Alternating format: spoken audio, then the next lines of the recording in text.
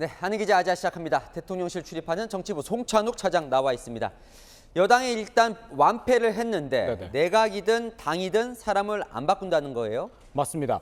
오늘 나온 이 대통령의 메시지를 보면 거기에 답이 숨어 있습니다. 어떤 메시지였냐? 이게 선거 결과에서 교훈을 찾아 차분하게 변화를 해야 된다 이런 얘기인데 네.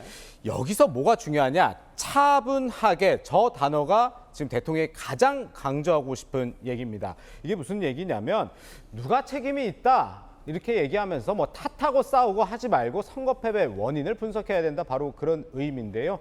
김기현 대표도 그 외 다른 당직자도 바꿀 필요 없다. 이런 얘기입니다.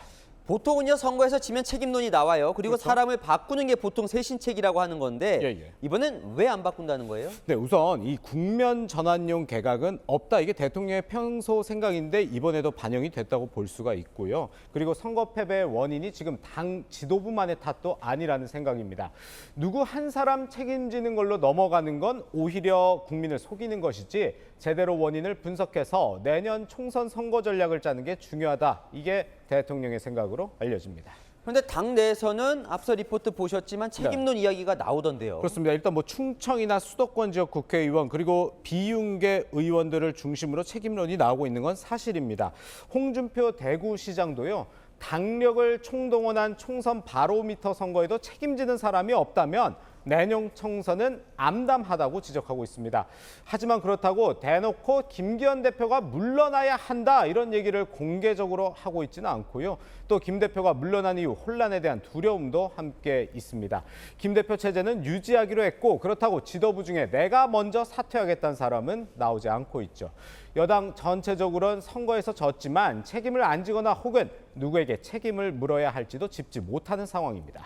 자, 그러면 지도부 변화는 없는 거고요. 그럼 여당은 무슨 변화를 할까요? 네, 일단 당초 국민의힘 변화 어떤 게 있었냐면 혁신위원회, 인재영입위원회 구성 그리고 조기 총선 체제 전환을 쇄신안으로 제시를 했습니다. 그런데 이걸로는 부족하다는 의견들이 나오고 있어서 김기현 대표의 고심이 길어지고 있습니다.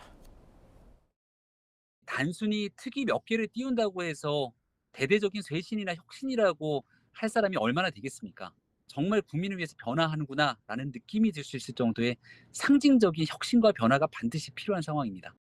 네, 들은 것처럼 국민의힘 지도부에서도 이런 얘기 나오는데 일단 국민의힘 모레 일요일이죠. 의원총회를 열어서 쇄신안을 확정할 계획입니다. 선거 패배 오늘로 이틀이 지나고 있는데 해법도 책임도 아직 못 찾고 있는 겁니다. 어때요? 민심을 못 읽고 있다 이렇게 봐야 될까요? 이번 선거 결과 한번 뜯어보면서 보면 그 민심을 못 읽는다 이렇게 좀 판단할 수 있을 것 같습니다. 국민의힘이 이번 선거에서 강서구 모든 행정동에서 패배할 정도로 완패를 했습니다. 여당에서 이제 기대를 그래도 했었던 뭐 가양 1동, 방화 1동 등 마곡지구에서도 승리를 거두지 못한 거죠. 지난해 서울시장 선거 때 오세훈 시장은 거꾸로 모든 행정동에서 이긴 건데 상황이 완전히 바뀌어버린 겁니다. 참 이번에 국민의힘 소속 단체장으로서 굉장히 안타깝고 참담했는데요. 국민의 마음을 어떻게 다시 이제 회복하느냐가 관건이거든요.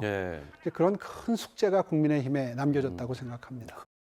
하여튼 보면 여당 지도부는 고민은 하고 있는데 답을 내놓지 못하고 있는 상황. 그렇죠. 자, 대통령실의 국정기조가 좀 바뀌어야 된다. 이런 거에 대해서는 그럼 어떤 답인가요? 물론 이 변해야 된다 이런 얘기는 당연히 있습니다. 한 여권 핵심 관계자로부터 저희가 얘기를 들었더니 국민이 바라는 건 민심에 대한 즉각적인 반응과 민심을 수용하는 태도다라면서 비서실 개편 등 눈에 보이는 게 필요하다고 강조를 했습니다. 하지만 현재로서는 대통령실에서 이런 국정기조가 큰 변화가 있을 거다 이런 움직임은 없는 상태입니다.